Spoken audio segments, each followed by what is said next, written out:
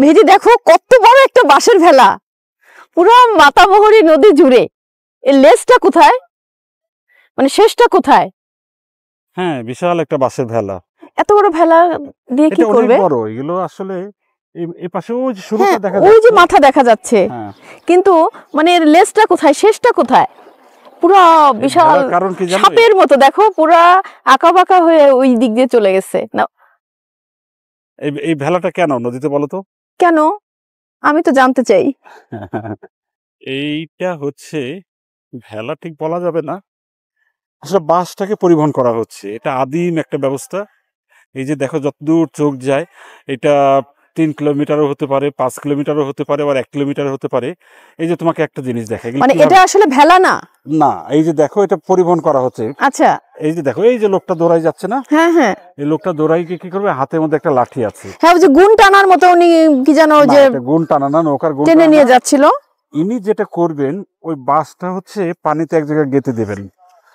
মানে সে বাঁশের থেকে যে শক্তিটা তৈরি হবে, এই শক্তি দিয়ে উনি এই ভেলাটাকে, বাঁশের ভেলাটাকে আগায় নেবেন। মানে যে নৌকা বাই যেভাবে বৈঠা দিয়ে ওইরকম। হ্যাঁ, এখানে ওই একই, মানে এই ভেলাতে শক্তি, গতি সঞ্চার করা। গতিটা সঞ্চার করতে হলে উনি দেখবে এখনই বোধহয় এই যে উনি গেঁথে দিচ্ছেন, ঠিক আছে? আচ্ছা, ওখানে আসলে অনেকটা গেঁথে দিচ্ছে, ওটা মাটিতে যখন গাঁথা হয়ে যাবে অনেকটা, তখন ওইটাকে বেস করে উনি যেটা করবেন, ওই যে হাতে দেখছেন না দড়ি, না ওইটা বোধহয় এখনো সেরকম ভিত্তি পায় নাই জায়গাটা, অনেক গভীর না? না গভীর তেমন বেশি না। উনি এখন এটা ওই ফেলছেন উনি এটা দিয়ে লগি হিসাবে আর কি। ওই যে ভেলাতে তোমার মনে আছে কিনা, দেখছো কিনা ছোটবেলাতে ওই আমরা যখন এই কলা গাছে বন্যা আসলে কলা গাছ দিয়ে ভেলা বানাইতো, একটা বৈঠা থাকে আর একটা লগি। লগি হচ্ছে লম্বা মতো বাঁশ, এটাতে ধাক্কা দেয়, মানে গভীর পানিতেও ওটা দিয়েই করা যায়। দূরে যেটা উনি করছেন, উনি সেটা হচ্ছে ওই যে বাঁশ একটা গেঁথে নিয়েছে, ওখান থেকে শেষ করে উনি যেটা করেন, ওই বাঁশের থেকে দড়িটা টান দিয়ে ওই বাঁশটাকে কাছে আনতে চাই। উনি যখন ওই বাঁশটাকে দড়িতে কাছে আনতে চাইবে, তখন ঘটনাটা কি হয়, এই বাঁশের ভেলাটাই ওদিকে আগাই যায়। আচ্ছা, পানিতে খুব সহজে পরিবহন করা যায়। মানে এটা কোথায় যাবে? এইটা মূল বিষয়টা বাজারে যাবে। এটা কাছে বলতে, বাজার বলতে এখানে আছে চকরিয়া বাজার, চকরিয়া বাজারেও যেতে পারে। তারপরে যেটা আছে ওখান থেকে হয়তো বাংলাদেশের বিভিন্ন জায়গায় ছড়াই যাবে। আমরা কিন্তু ভেলার উপরে অনেক হাঁড়ি পাতিল বা চুলাও দেখলাম, ওনারা বোধহয় এখানে রান্না করেও খায়। আগে বাজার ব্যবস্থাটা বলে নেই। ওই চকরিয়া বাজার ব্যবস্থা নেই, ওখান থেকে হয়তো তখন একটা সময় কি হতো জানো, যেটা তোমাকে বলা হয়নি, এরকম ভেলা পাহাড়ি নদীগুলোর এলাকা থেকে পদ্মা, যমুনা দিয়ে একদম যতদূর পর্যন্ত নৌপথ আছে সেখান থেকে কিন্তু পরিবহন করা হতো। এখন না একটু কমে গেছে। আমি প্রথম দেখলাম এভাবে বাঁশ পরিবহন করা। 1 কিলো 2 কিলো 3 কিলো 5 কিলো হয়, এবং সেভাবে লোকজন থাকে। চকরিয়া বাজারে নিয়ে যাওয়া হবে, ওখান থেকে ট্রাকে করে হয়তো বাংলাদেশের বিভিন্ন জেলায় বিভিন্ন অঞ্চলে নিয়ে যাবে। কাজ হয় এরকম বাঁশ চন্দ্রঘোনা যে আমাদের পেপার মিল আছে, সেই পেপার মিলেও নেওয়া হয় ওখান থেকে কাগজ তৈরি করার জন্য, বাঁশ থেকে। হ্যাঁ, আমরা যে সাদা কাগজটা পাই ওইটা কিন্তু বাঁশ থেকে তৈরি হয়। আর দ্বিতীয়ত যেটা হচ্ছে যে এই পরিবহন ব্যবস্থাটা, এগুলি নিয়ে আসা হচ্ছে কোথা থেকে জানো? কোথা থেকে? এটা পাহাড়ি অঞ্চল থেকে, মানে মাতামোহরী নদী যত দূর আছে, মানে পাহাড়ি বাঁশ, এগুলো সব পাহাড়ি বাঁশ। মূলত এগুলো লামা আলীকদম থেকে নিয়ে আসা হয়েছে। বাঁশগুলো কিন্তু একই সাইজের সব না?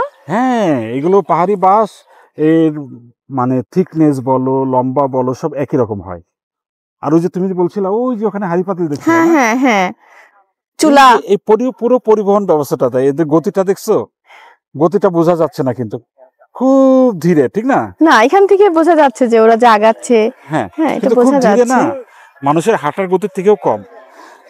ওরা যখন ওই পাহাড়ের জায়গা থেকে নিয়ে আসবে, হয়তো 1 দিন 2 দিনও 3 দিনও লেগে যায়। এমনও আছে, একটা সময় ছিল যখন ঢাকা পর্যন্ত, পদ্মা মেঘনা দিয়ে যখন ঢাকা পর্যন্ত নিয়ে যাওয়া হতো, তারা 1 মাস 2 মাস এরকম নৌকার, মানে এইসব বাঁশের নৌকা, বাঁশের উপরে থাকবে, রাতে ওইখানেই থাকবে, রাত যাপন এখানে, খাওয়া দাওয়া এখানে, রান্না ওইখানে। তো এই ব্যবস্থাটা উঠে যাচ্ছে, সড়ক হচ্ছে পরিমাণ।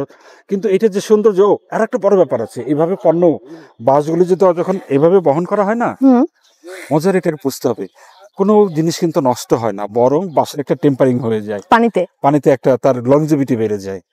মানে পরিবহন সুবিধা বিনা খরচ একদম নেই বললেই চলে, মানুষের শক্তি প্রয়োজন হচ্ছে এবং পণ্য নষ্ট হচ্ছে না।